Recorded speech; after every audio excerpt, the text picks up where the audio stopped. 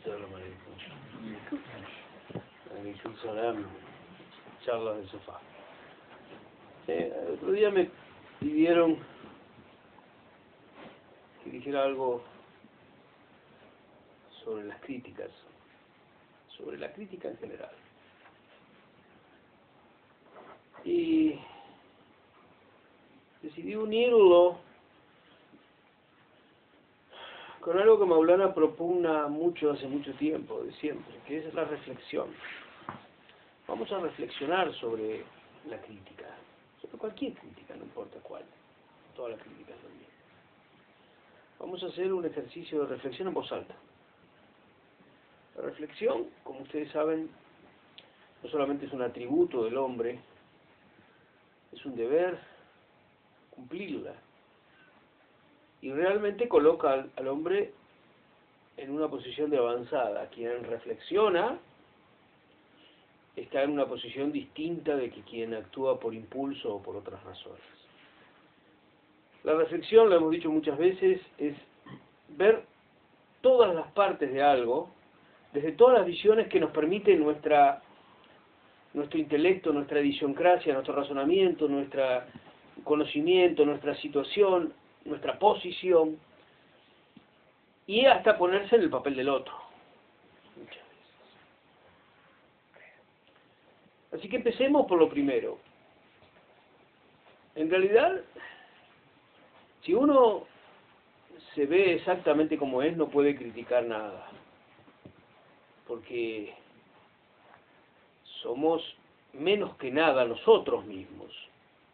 Así que la crítica surge en el momento en que creemos saber algo, o en que creemos que nuestro espacio, o el espacio que ocupamos, es el espacio más grande que hay. Por decirlo así, el mundo está lleno de nosotros. Si no, no se puede criticar. Pero luego hay una crítica a la que podemos llamar constructiva y una crítica destructiva. La crítica constructiva es la corrección de errores. Nosotros, y vamos a personalizar esta reflexión, porque como estoy diciendo es una reflexión en voz alta, es lo que trato de hacer constantemente conmigo, pero ahora lo estoy haciendo en público. En mi caso, la corrección es necesaria porque no sé nada, por lo cual es estrictamente necesaria. La corrección la podríamos titular,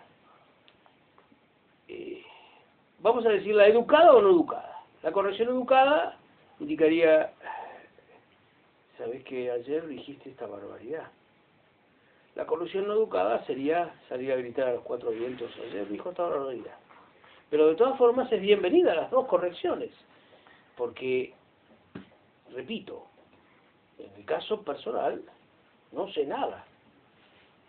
Hablo, y esto es importante, utilizo un lugar para subirme a hacer el yuma, utilizo un lugar para sentarme y dar sohbet, porque nuestro maestro, Maulana Sheikh Nassim al-Haqqani, que sí es alguien, tuvo la deferencia de rescatarnos de lo que éramos y colocarnos en el papel que él quiso que estuviéramos.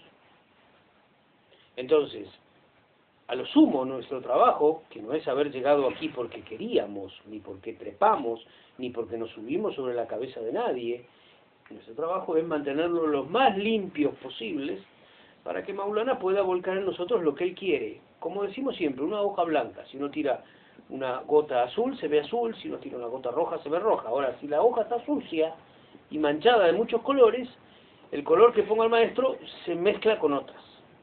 Así que nosotros no sabemos nada, por lo cual las correcciones son siempre bienvenidas. De hecho, mi esposa constantemente me está corrigiendo y es muy bienvenida la corrección. Después está la crítica sobre lo que uno no sabe. Esa está basada en dos cosas: en algo mecánico o en la envidia. Y no hay una tercera. ¿Mecánico? ¿Qué es mecánico? Buen día, don José, ¿cómo anda? ¿Bien y usted? Don José se está muriendo, pero contesta bien y usted. Mecánico, puramente mecánico. Y la otra está basada en la envidia. La envidia de creer que el que está allí haciendo algo, nos gustaría estar a nosotros. Eso produce una crítica muy sucia y despiadada, y generalmente de muy baja calidad, la cual hay que evitar, porque todos, y esto que quede bien claro en la cabeza de cada una persona, todos somos envidiosos. El tema está en los que luchamos por controlar nuestra envidia, y los que simplemente se tiran al océano de la envidia para nadar en ella. Gran Sheikh Abdallah, la pasea con él, fue muy claro en esto. No hay ser humano que esté libre de la envidia. El tema es cuánto oponemos a la situación envidiosa que surge en nosotros ante algo que anhelamos, deseamos, queremos o ni siquiera imaginábamos que queríamos. Hay un nivel de crítica. Lo mejor ante el deseo de criticar es callarse, porque es lo que Alá sabe más. Pero hay un nivel de crítica que es obligatorio. Si uno ve que alguien que puede llevar a la gente por mal camino está cometiendo un pecado, debe avisarlo.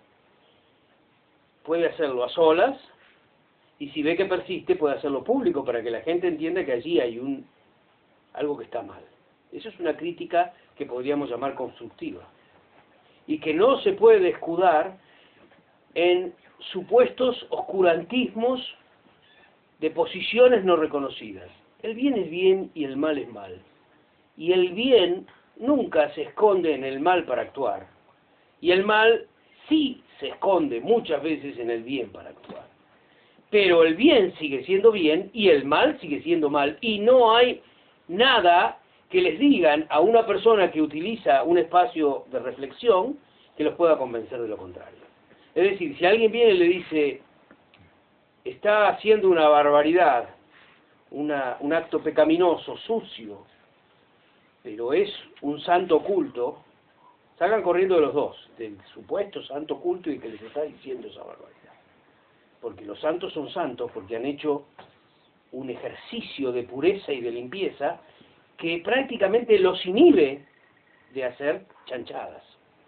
Así que no le dejen engañar, usen la reflexión y dense cuenta que las cosas son como son. Hay hechos que exceden a nuestra comprensión, callémonos la boca.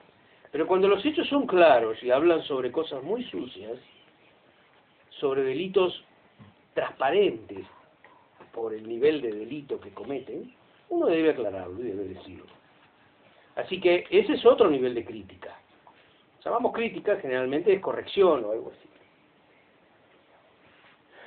Lo importante es que lo mejor sería siempre callarnos la boca, salvo cuando tenemos que cuidar algo.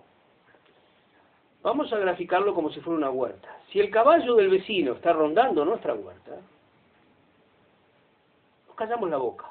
Cuando el caballo del vecino entró a nuestra huerta y empezó a hacer daño, allí actuamos. Mientras tanto, el caballo del vecino ronda.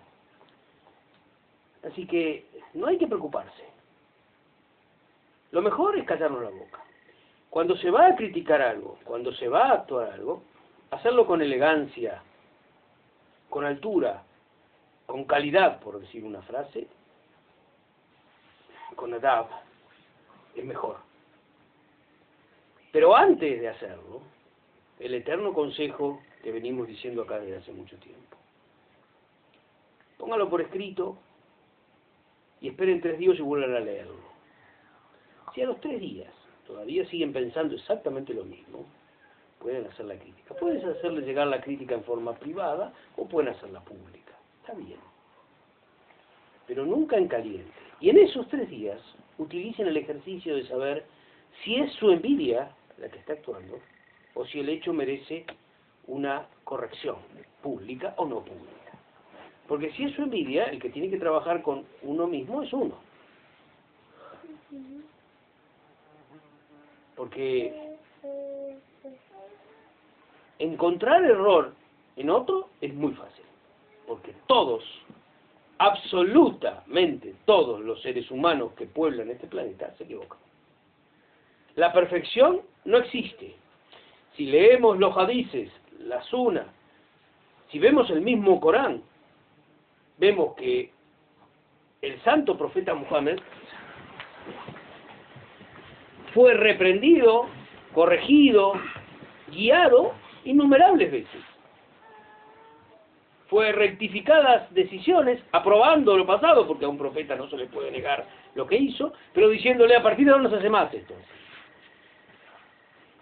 Es decir, no hay ser humano en esta tierra que no cometa errores. Por lo cual, salir a criticar y encontrar errores es como ponerse a contar autos en una autopista. 1, 2, 3, 4, facilísimo. Lo importante está en cómo ayudamos a la gente a cambiar para rectificar sus errores y cómo usamos el espejo para ver los errores de los demás que repercuten en nosotros. Y allí está la clave. Eso es lo importante. Siempre partan de una premisa que Maulana nos enseñó muy mucho.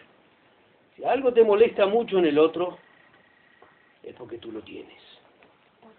Cuando vemos la gran molestia de algo, es porque es una falla nuestra que nos está molestando adentro. Por lo cual, siempre, mi reflexión es siempre que tengan ganas de criticar, anótenla, cállense la boca, esperen 3 días y vean si todo está igual, peor o mejor.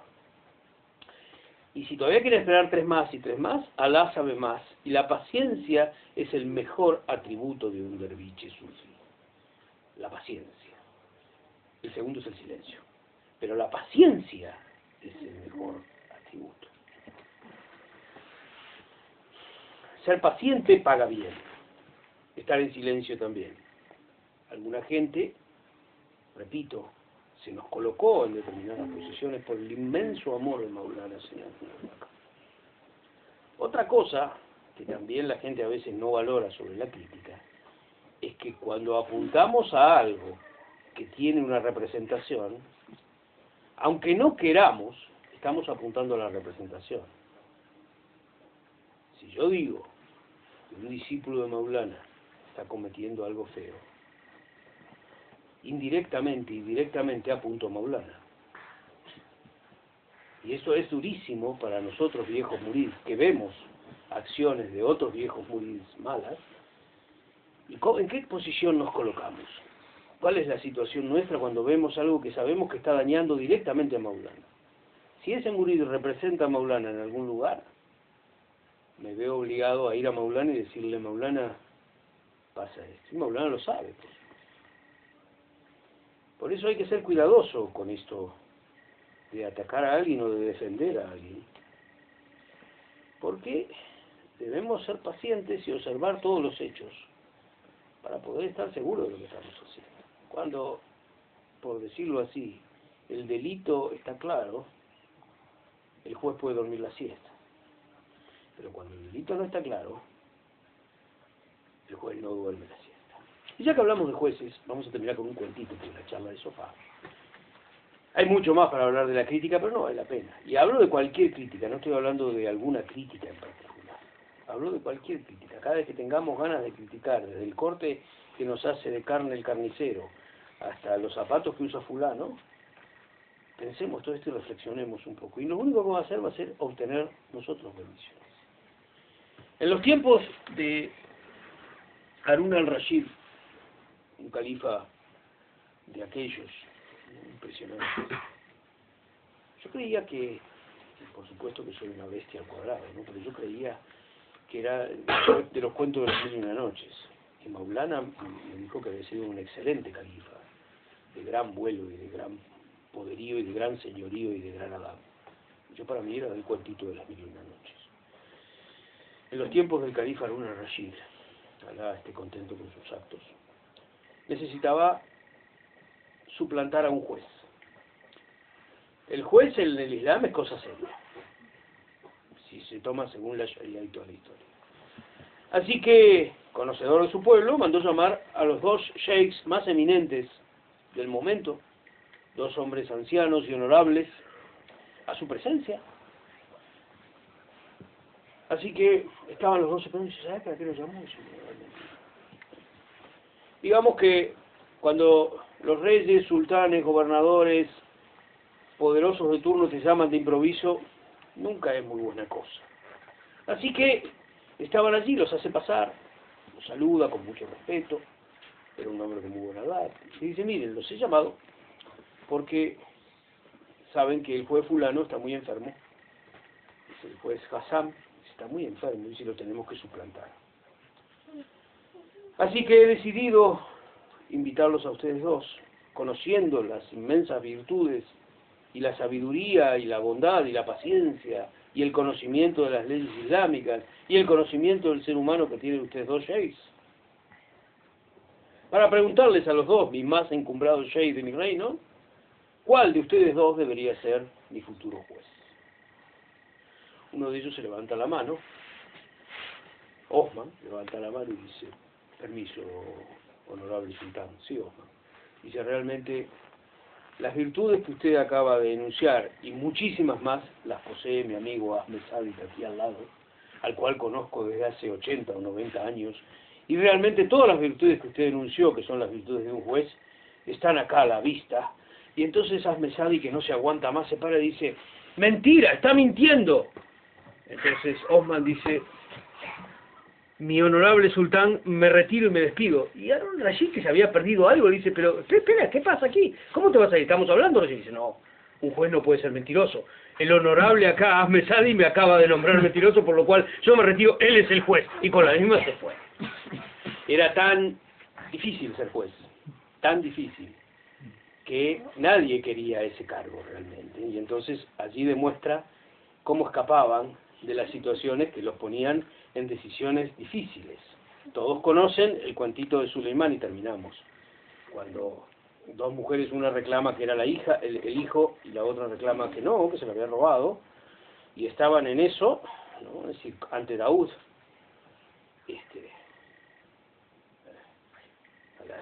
más que contento con sus actos. Y entonces no sabía cómo hacer, y Suleimán le dice,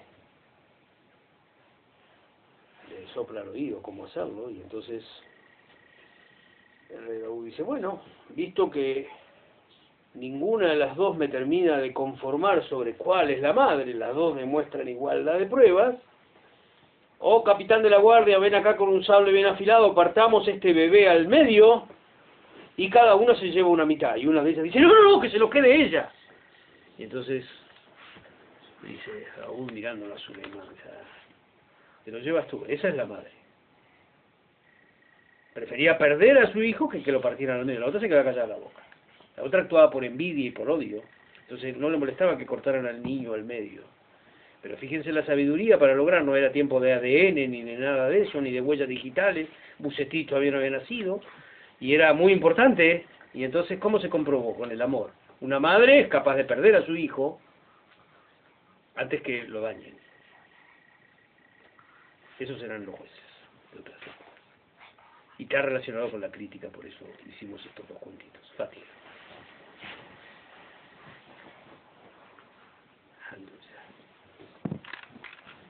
Allah